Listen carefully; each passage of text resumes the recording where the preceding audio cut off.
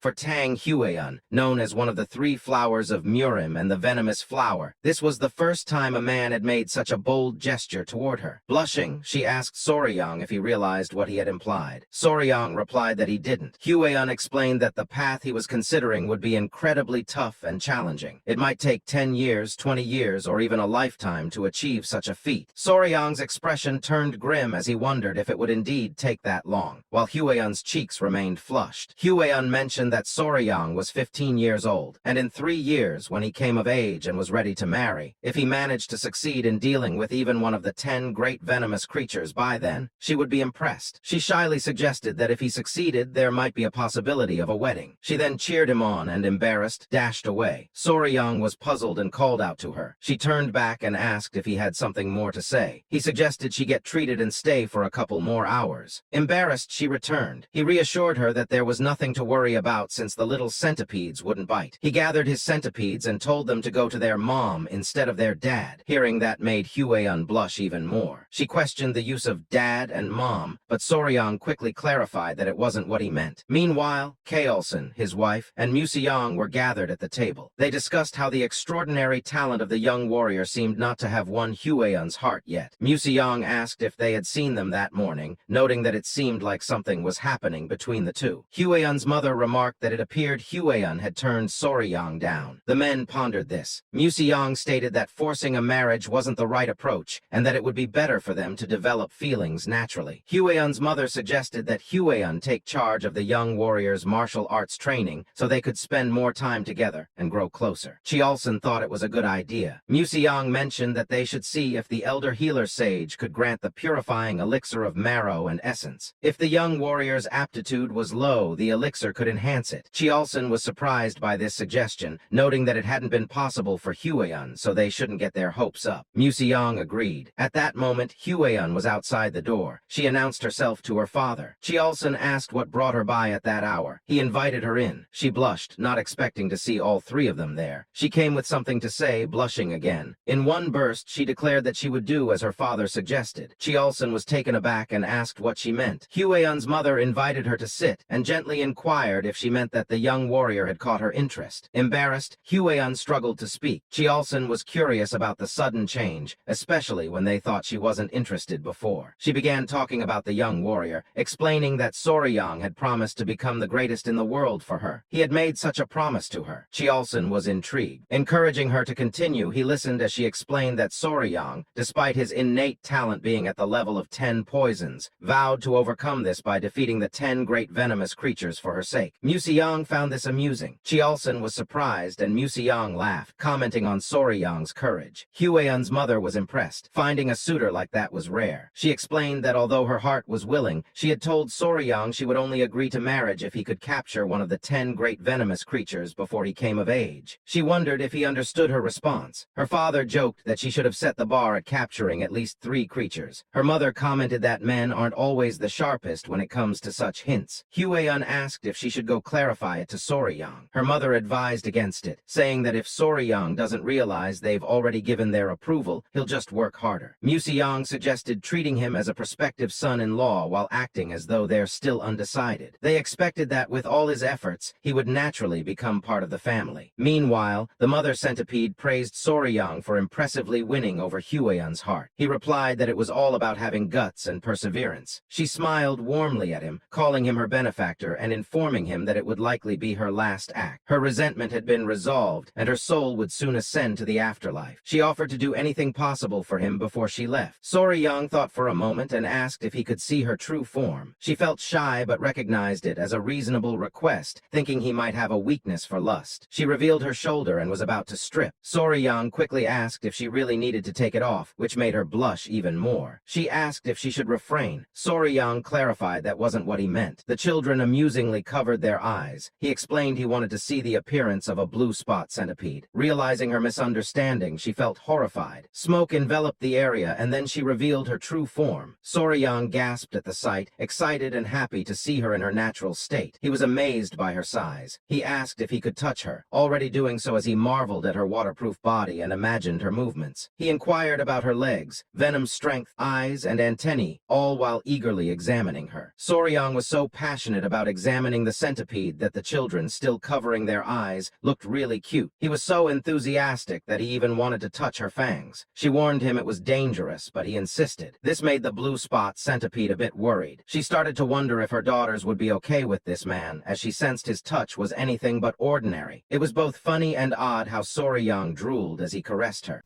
So, friends, this chapter comes to an end. What will happen next? We'll uncover it in the next chapter. Don't forget to rate this chapter out of 10 in the comments. We'll see you in the next video. Until then, take care and goodbye.